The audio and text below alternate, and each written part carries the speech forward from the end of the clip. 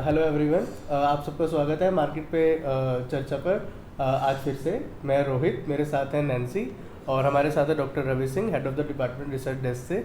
और आज हम फिर से जानेंगे डॉक्टर रवि सिंह के व्यूज़, हमारे जो मार्केट कंडीशन चल रही है पिछले एक हफ्ते से। जैसा कि हम सब जानते हैं मार्केट डाउन ट्रेंड में चल रही है, तो डॉक्टर रवि सिंह हमें आगे के लिए गाइडलाइंस देंगे कि हमें मार्केट में क्या पोजीशन मेंटेन रखनी चाहिए। और आज हम फिर से आप लोगों के कुछ सवाल पर्टिकुलर स्टॉक्स पर लेकर के हाजिर हैं, और हो सकता है वो स्टॉक आपके पोर्टफोलियो में भी हो। और ये कंटेंट काफ़ी वैल्यूएबल रहता है, और आप अपने फीडबैक हमें व्हाट्सएप पर भी शेयर कर सकते हैं। और आप इसको लाइक और सब्सक्राइब करना ना भूलें, ताकि हम आगे आपके पोर्टफोलियो के स्टॉक्स भी पिक करते रहें और उन पे आगे अपनी रिकमेंडेशंस देते रहें। तो रवि जी, जैसा हम सब जानते हैं कि पिछले एक हफ्ते से मार्केट ने काफ़ी ज़्यादा डाउन ट्रेंड दिखाया है और वो बियरिश ही जा रही है, तो आगे हमें क्या स्ट्रेटेजी फॉलो करनी चाहिए? देखो रोहित, इस समय मार्केट में डाउन ट्रेंड है, इसमें कोई डाउट नहीं है। और अभी मार्केट निफ्टी की बात करें तो लगभग 16,500 के लेवल टेस्ट होते हुए नज़र आ सकते हैं। और इस समय काफ़ी स्टॉक्स ऐसे हैं जिनमें कि बड़ी लंबी जो है वो मंदी के दौर देखने को मिल रहे हैं। तो फिलहाल इन्वेस्टर के पॉइंट ऑफ व्यू से हम स्टॉक्स की चर्चा, आपने बोला जैसा कि हम करेंगे ही करेंगे, लेकिन यहाँ पर जो नए इन्वेस्टर हैं, जो फ्रेश पाई की अपॉर्चुनिटी ढूंढ रहे थे, उनके लिए अब मौके बनते हुए नजर आएंगे। तो मुझे लगता है कि 16,500 एक क्राइटेरिया आप बना कर रखें। इन लेवल्स के आसपास अगर मार्केट आता है तो आप स्टॉक स्पेसिफिक अपनी रणनीति रखें, जिससे कि आपको फ़ायदा मिल सके। और मुझे लगता है कि 16,500 और 800 एक ऐसा क्राइटेरिया है जहाँ पर कि अगर आप लोअर वैल्यूएशन देखते हैं तो उसमें आपको बहुत से स्टॉक्स मिलते हुए नजर आएंगे। तो आप इस तरीके की स्ट्रेटजी आगे आने वाले जो वीक्स हैं उनमें फॉलो कर सकते हैं। ओके, तो सर आज भी हमारे पास बहुत सारी क्वेरीज आई हैं। सर पहली क्वेरी रितिका की है बिहार से। उन्होंने डॉलर इंडस्ट्री के शेयर्स 510 रुपीज़ में परचेज़ करे हैं। तो सर वो काफ़ी पैनिक सिचुएशन में है कि उन्हें अभी इन्हें होल्ड करना चाहिए, सेल करना चाहिए। तो सर वो आपका व्यू जानना चाहती हैं। देखो, सबसे पहले तो जब भी कोई इस समय पोजीशन ले रहा है बिना स्टॉप लॉस के, आप अपनी पोजीशन को मत लीजिए। इस समय ये स्टॉक 500 के पास चल रहा है, 10 रुपये नीचे है, लेकिन इतना भी पैनिक नहीं है क्योंकि ये स्टॉक काफ़ी अच्छा है। मुझे लगता है 490 रुपये का आप स्टॉप लॉस डाल लीजिए। और अप साइड में वापस से 515, 518, 520 का लेवल आता है तो एक बार एग्जिट जरूर होइए और थोड़ा सा लोअर वैल्यूएशन का और इंतजार करें तो ज़्यादा बेटर है। Okay sir, next question sir Shraddha का है गोरखपुर से। उन्होंने चेन्नई पेट्रो के शेयर्स 248 रुपीज़ में परचेज़ करे हैं।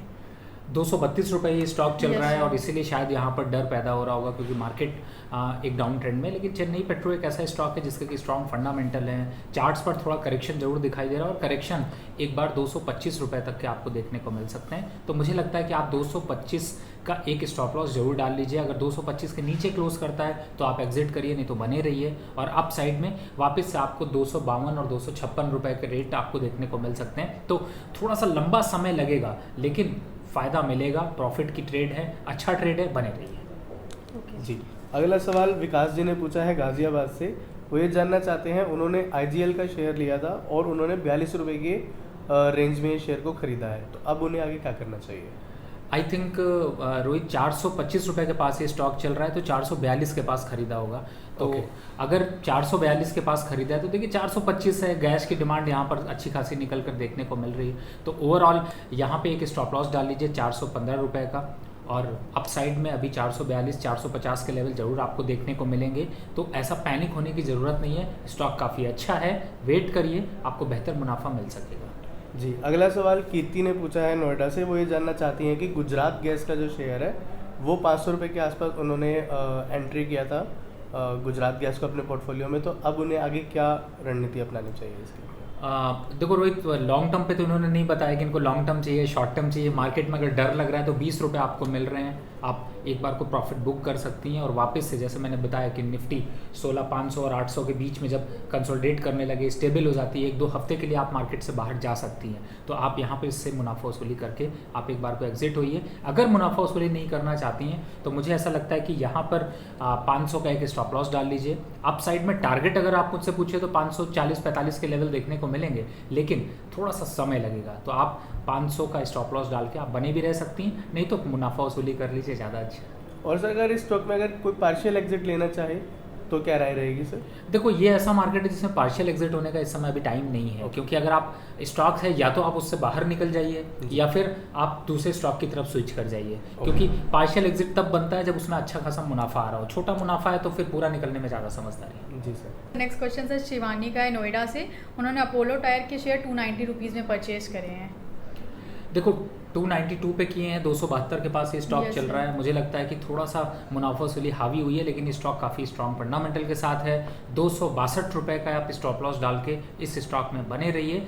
लॉन्ग टर्म पे अगर आप देखते हैं तो 320 रुपये तक के टारगेट देखने को मिल सकते हैं। तो थोड़ा सा लोअर लेवल जैसे 272 चल रहा है तो आप 265 और 270 के बीच में थोड़ा सा एवरेज कर लीजिए, जिससे कि आपको निकलना आसान होगा। जी, अगला सवाल सवाई माधोपुर से पूजा जी ने पूछा है। वो ये जानना चाहती हैं कि उन्होंने मुथूट फाइनेंस के शेयर्स खरीदे थे और 1000 रुपये की रेंज में खरीदे थे, तो क्या उन्हें अभी ये स्टॉक अपने पोर्टफोलियो में रखना चाहिए? ये सारे सवाल आज रोहित के पास प्रॉफिट वाले ज़्यादा आ रहे हैं तो त्योहारों का सीज़न स्टार्ट हो गया ना। त्योहारों का सीजन तो अभी फिलहाल तो देखो मुथूट फाइनेंस 1040 रुपये चल रहा है, तो फिर रोहित क्या करा जाए? प्रॉफिट बुक करने की राय दीजिए, क्योंकि मार्केट डाउन है। बिल्कुल, तो प्रॉफिट बुक कर लीजिए, क्योंकि रोहित को भी लगता है कि आपको प्रॉफिट बुक कर लेना चाहिए। फेवरिज्म दे रहा है थोड़ा सा आपको। यस, क्योंकि मार्केट थोड़ा सा डाउन ट्रेंड में है, तो अगर अभी हम सेफ साइड से एग्जिट लेना चाहें ले सकते हैं।